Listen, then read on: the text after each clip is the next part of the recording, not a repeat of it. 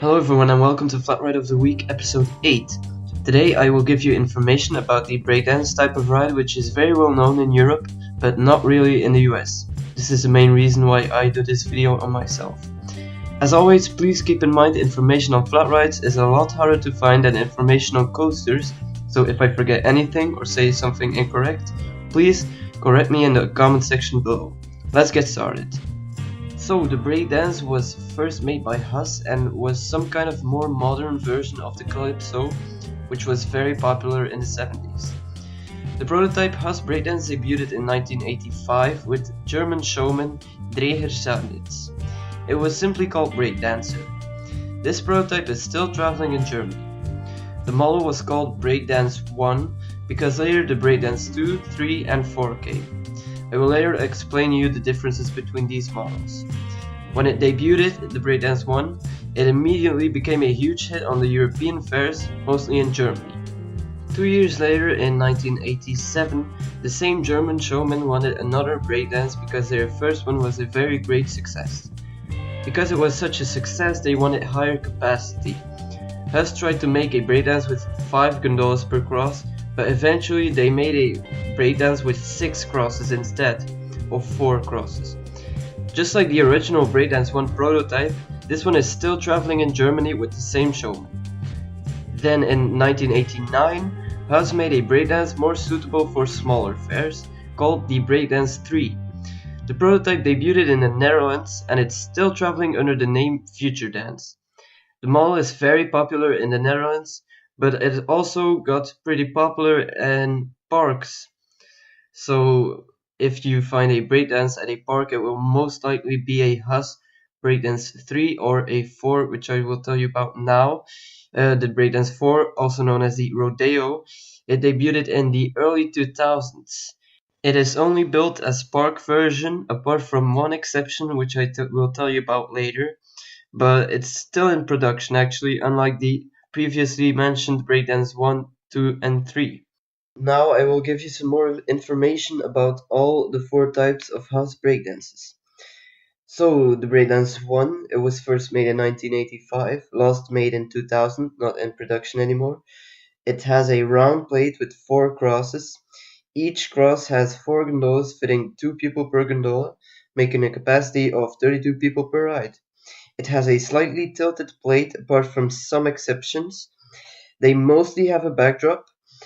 It's available as both transportable and park version, but most of them got built on a trailer as traveling version.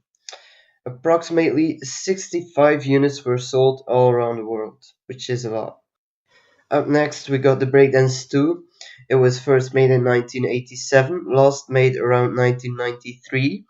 It has a round plate with 6 crosses, and just like the Breakdance 1, each cross has 4 gondolas fitting 2 people per gondola, making a capacity 40 people per ride. It also has a slightly tilted plate and a backdrop. It's available as both park and transportable model. Only 4 were built, 3 for German showmen and 1 for Everland in South Korea, which is known for T-Express. They are all 4 still operating under their original owners. Then we got the Breakdance 3. It was first made in 1989, last made in 2002. It has a round, pyramid-shaped plate, accessible from all around the ride. It has the same capacity as the Breakdance 1, so 32 people per ride. Approximately 25 were built, and it's available as park and transportable model. The last park model had some differences from the original units, such as T-bars, little doors on the gondolas, and a completely round plate. And then we got the Breakdance 4 or Rodeo. It has 3 crosses with small plates around them. Each cross has 4 gondolas fitting 2 people per gondola, making a capacity of 24 people per ride. It's only available as park version, and it's still in production. Then moving on to the competition. When it was very popular in the late 80s and early 90s, a lot of companies made their version of the breakdance. For example, Belgian company Sobima made a lot of their breakdances. They're smaller than the Huss breakdances, but they still have the same capacity. Most of them are fitted with lifting crosses, as you can see on your screen now. It doesn't add that much, but it's still very fun. Also, Fabri made a lot of their versions of the breakdance called Crazy Dance, and it also has the same capacity as the Huss breakdance. And like the Sobima version, it also has lifting crosses. Some of them even have a lifting plate. Nowadays, there are still breakdances getting sold, mostly made by Czech knockoff companies. Other companies also made breakdance type of rides with gondolas that can flip, for example the Mondial Shake.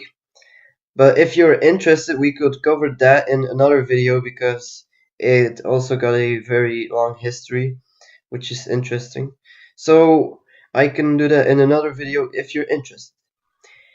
Then the other facts. In 2007, Dutch showman Van der Veen actually converted a Huss Breakdance 1 to a Breakdance 3. It first opened as a Breakdance 1 in 1989 at Chessington World of Adventures in the UK, but it got sold in 2007 and it then got converted to a Breakdance 3. This unit is still traveling in the Netherlands under a showman Lake. Unfortunately, a lot of incidents happen on breakdance kind of rides, mostly by people going on the plate too early, causing them to get hit by a gondola. What I mean with going on the plate too early is when it's busy, people will storm the gondolas for a place in it. And yeah, some people might go on the plate too early while the crosses are still spinning slowly. Then they get hit by a gondola, and if you've seen a breakdance from Huss, the gondolas are huge and you would really not like to get hit by one. Mostly there are no deaths, but sometimes people can break some bones when going on the plate too early. But the most famous example is at Holiday Park in Germany, known for Expedition GeForce. They had a Huss Breakdance 4 over there. It was called Spinning Barrels. In 2014, a 11-year-old girl once died there because she was in the right area when it was operating. Some sources say she jumped over a fence to take her bag that was laying there, or that the operator left the fence open and she got in there also to take her bag. It's still not clear what exactly happened there. But yeah, after the incident, the ride never reopened and it was standing but not operating for a long time until it got removed last year in 2019. So that will conclude this flat ride of the week. The breakdances are still a very popular ride here on the traveling fairs. Sadly, they're not that popular anymore in the US. But yeah, if you have a breakdance near you, be sure to go and ride it. It can be very fun. It's even more fun if you know how to spin the gondola. If you actually have the feeling to spin the gondola, it's hard to explain. If you have that feeling, you can let it spin insanely fast, as you can see on your screen now. It can be even very intense. The Huss breakdances can spin the crosses very fast and get some high G's. But yeah, thank you all for watching, and I see you all next week together with Braden, because then he will be back. Goodbye and thanks for watching again.